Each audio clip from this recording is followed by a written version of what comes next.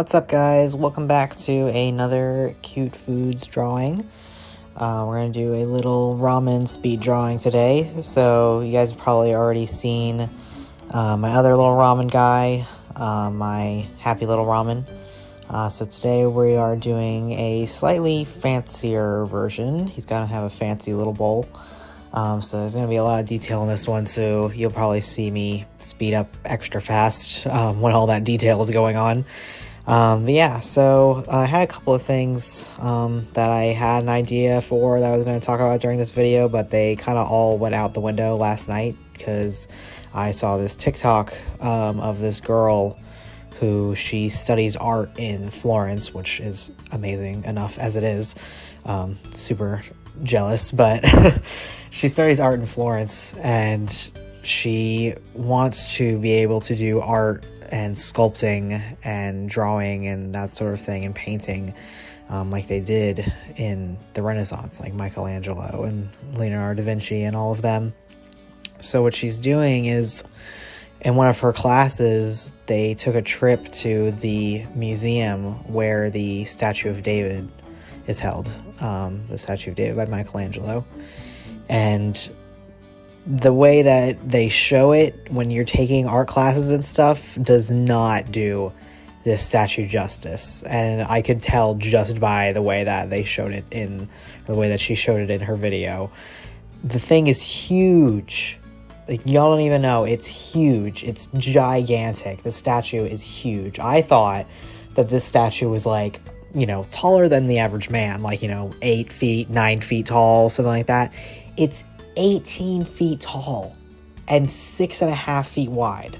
It's huge. It towers over you. And it's just, when I saw this video, I was like, I would cry. I would absolutely burst into tears upon seeing this statue in real life. It's just that amazing. For you guys that know me, you know I'm huge into like art and art history and stuff, and for a while that was my major. I've since changed it to world religions, which I love also, but I still have a soft spot for art history. So just seeing this video of what this statue actually looks like in just this TikTok on my phone was amazing. I was like, I can't believe I never knew how gigantic this statue was. But it just got me thinking about all these other things that I've thought of, like in my art history class and other times in my life that I want to be able to see in my lifetime, and things that I want to be able to just stare at and take in the just amazingness of it. And while I was thinking about that, I sort of thought of this scene in the movie Eat, Pray, Love, where she's talking to her friend about how she wants to marvel at something. And I thought about that word, marvel, and that's a word that we don't really use. I've never really used that word, except when I'm talking about like comic books and like the Marvel movies. But I've never used that word in the sense of saying that I want to marvel at something, or I'm marveling at something, or something's marvelous. But there's all these things in the world that I want to be able to have the chance to marvel at. And in like my classes, I've been lucky enough to learn about some of these things, like the Statue of David and the Sistine Chapel and the Sainte-Chapelle and all of these other amazing structures that people have created, and amazing works of art that people have created that I would not be able to describe as anything other than marvelous. They're just amazing.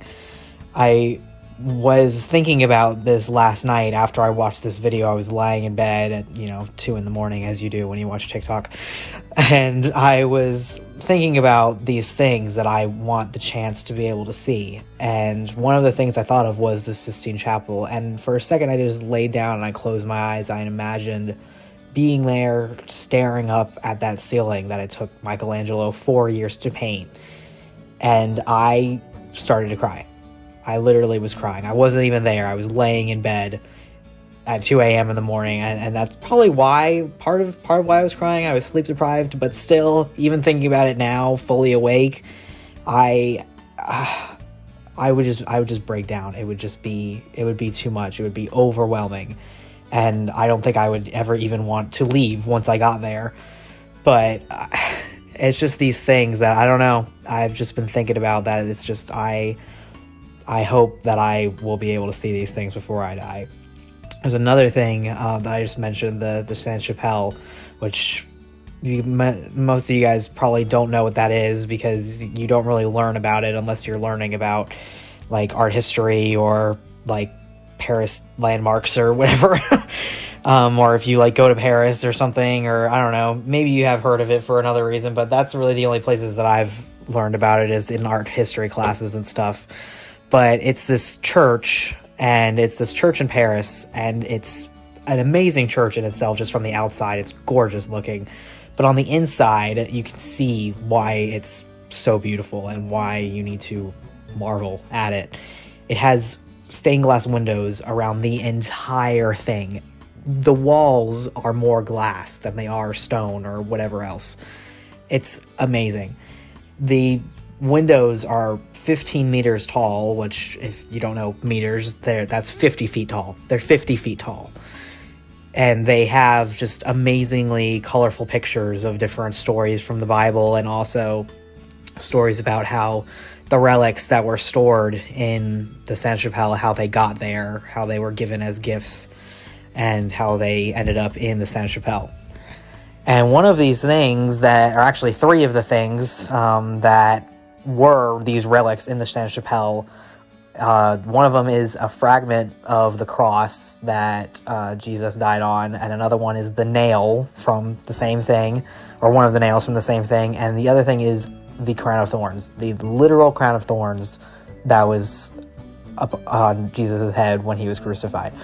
If you don't believe in Christianity and you don't follow that religion, it's still historically proven that there was a man named Jesus and he was crucified.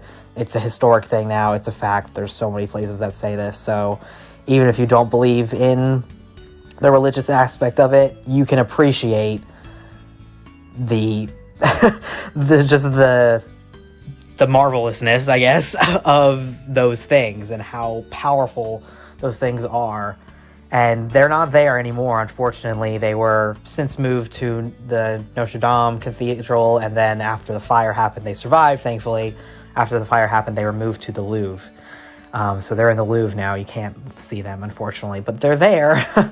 So it's just amazing. There's these things out there that I hope I will be able to see and marvel at one day. And I know this is kind of a random thing to be talking about while I'm making this video of this little chibi ramen bowl guy, but I don't know. I wanted to share it with you guys, and I thought that this was a good time to share it while it's kind of fresh in my mind.